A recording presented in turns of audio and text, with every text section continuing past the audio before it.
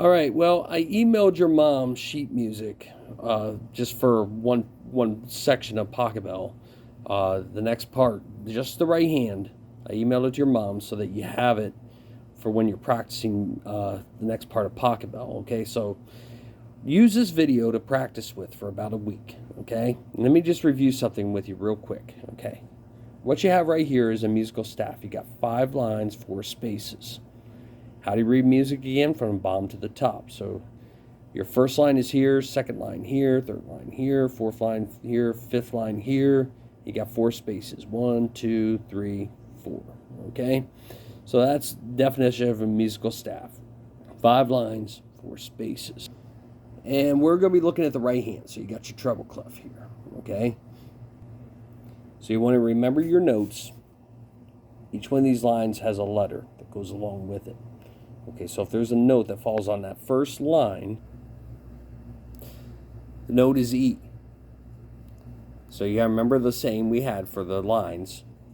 E, G, B, D, F. Every good boy does fine. Or you could even say every good bird does fly, or every good boy deserves fudge. Okay, and so they're your lines. So you fill in the missing letters. That's your spaces. What comes after E, F. What comes after G, A. What comes after B, C. And then what comes after D, E. So spaces spell the word face. Okay? And we're in the key of D. So you got 2 sharps, F sharp, C sharp. Notice the sharps fall right there on the line in the space. Top line and third space, F and C. Okay, well then we talked about ledger lines. Okay, they're the lines that actually come above where the staff is. Okay, so they extend the staff. That's your lines. All right. So right here is your top line. It's F, the 5th line. The note right above it is G, and then I put a line here above it to mark where A is going to be. Okay, so if you look at your paper, that's where you're actually at on this piece of paper. You're at the A, right here. A, going down to an F sharp, to G, A, F sharp, G, A. Okay? All right, so here's middle C. There's the F. That's that first space. A, C, E. There's the F. That's the top line, the 5th line. And you remember it's going to be an F sharp because your sharps are F and C. So you're going to be not going to be playing C's and F's. You're just going to play F sharp, C sharp. And there is the A right up above it. That A that's right up above it, this is where you were in the last part of the song.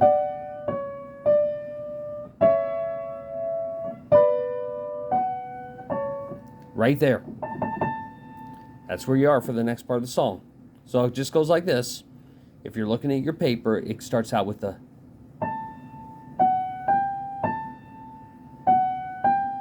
jump down to the octave.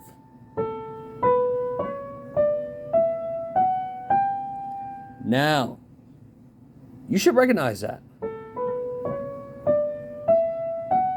I taught you how to play an A scale. Then you went to a G sharp into the A. That's an A scale. 1, 2, 3. 1, 2, 3, 4, 5. Okay? Now, there is no G sharp in the key of D. You only have 2 sharps, F sharp and C sharp. So he has to go in the song to a G natural. Okay? And then, once you get to that part right there, you're going up to the G. And then you look at the second line right here. You're on a 3 right there on the F sharp. So you just stay right where you are. Okay, look at the beginning again.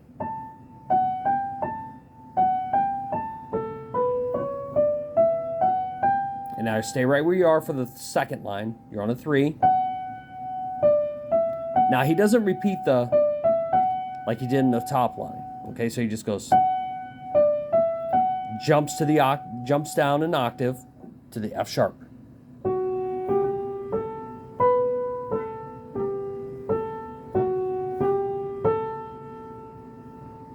Okay? First line.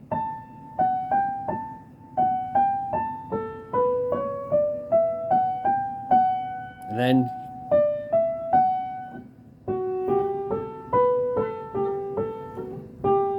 now, when you get to the third line, okay, you're all ready to go right there on the second finger.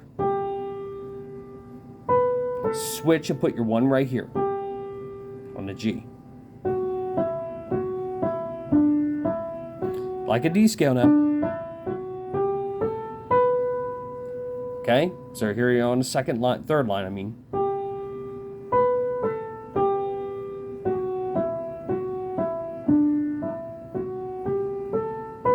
Now you're on the fourth line. Stay right where you are. 1, 3, 2, 3.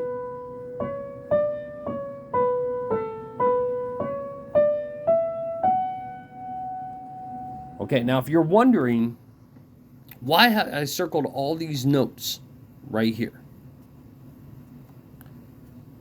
By the way, you're doing 16th notes here. That's why you have 2 lines. They're not 8th notes. Your 8th notes are right here on that 5 and that 4. The 3 and the 4 right there are played as 16th notes. Okay, so everything you're doing pretty much right here, all the way through 16th notes. Okay, if you wonder why I circled these notes right here, I'm showing you what notes play with the left hand as you're doing this.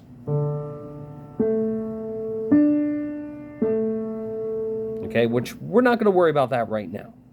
Okay, keep the paper when you go to put your left hand together with it. But right now, we're not going to look at that. I'm just showing you why I circled those notes. So it really doesn't matter right now that you look at the circled notes. Okay, but let's take a look at this again right here. So we're right here at the top. Repeat that. Jump to the octave, scale. 1 time. Jump down, scale. Stay where you are. Switch to your 1, like a D scale.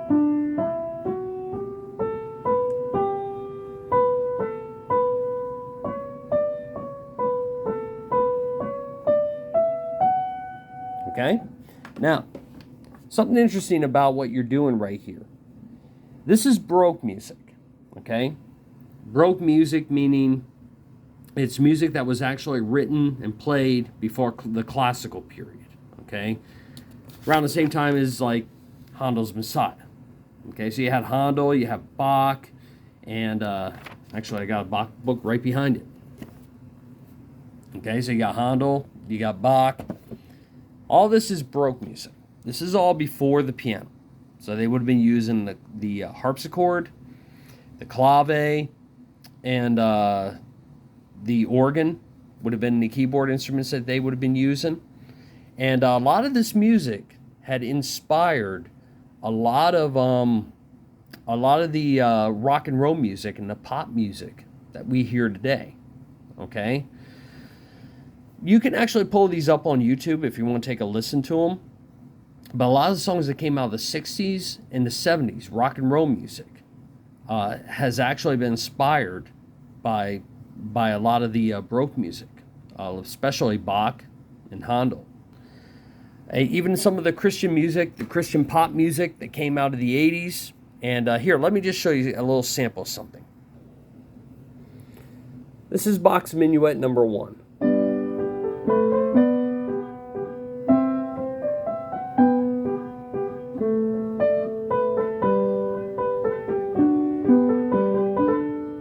Now you notice right there some of my keys were sticking.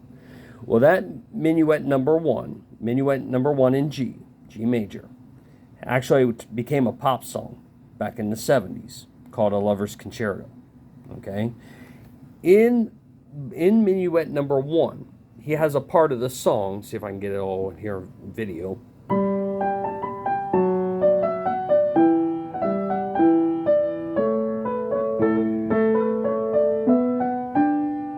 Do you notice that? He goes like this in the song.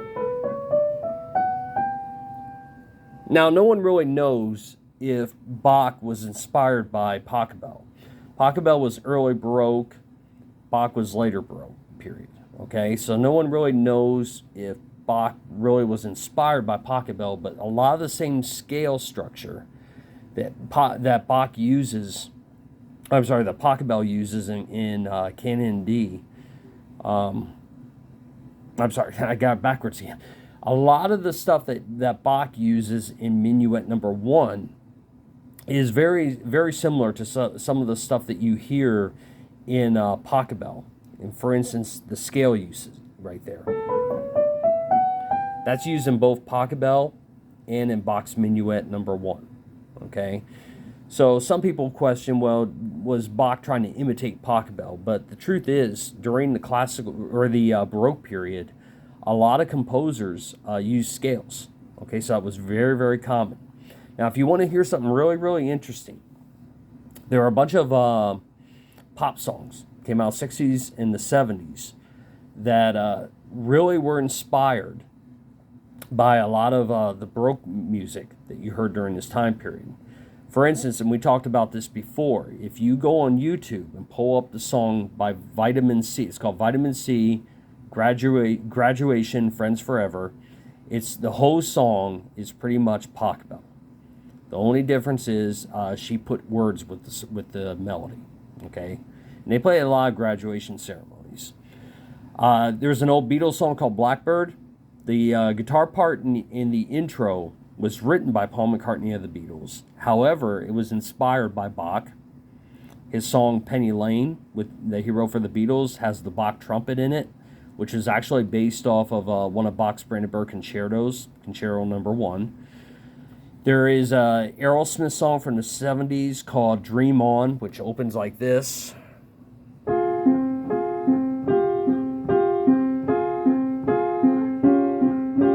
It's actually played on a harpsichord, very similar to Bach. There's an old Beatles song called Imagine, which goes like this.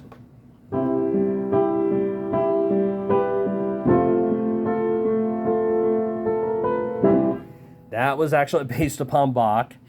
There's a Beach Boys song, interestingly, called Lady Linda, and it was later changed to Lady Liberty. And the entire song is Bach, with just with words that they put over top of it. It's Jesu, Joy of Man's Desire. That's a Bach piece. And that's what the Beach Boys used for their one of their hits that they had in the late 70s and early 80s. And there's many other ones. There's an old Monkey song called All of Your Toys, which has the harpsichord in the very, very beginning of it. And so the harpsichord was actually used in a lot of classical music, pop music, rock music, you name it. And the inspiration with pop and rock was obviously Bach and Handel and Pachabel. And even if you listen to contemporary Christian music like Michael W. Smith, his very first album, which came back in the came sometime in 81, 82, it opens up with a Bach piece that he wrote, inspired by Bach, but it sounds identical to one of Bach's minuets. And Rich Mullins, when he wrote the song Sing Your Praise to the Lord, opens with the Bach piece as the introduction, which he gave to Amy Grant, and she uses the introduction when she recorded it. So a lot of this music that you're playing right now, this is what I want you to think about. When you're playing Pachabel or you're playing Bach, think about the fact that this music became what we call rock and roll and pop music today. A lot of the music that you hear right now, even in video games, inspired by this. Okay? So that's all we're going to do for this week with the beginning part of the new section of Pachabel. Just your right hand. I'll make another video for you as you're putting your right hand and your left hand together. All right? Good luck.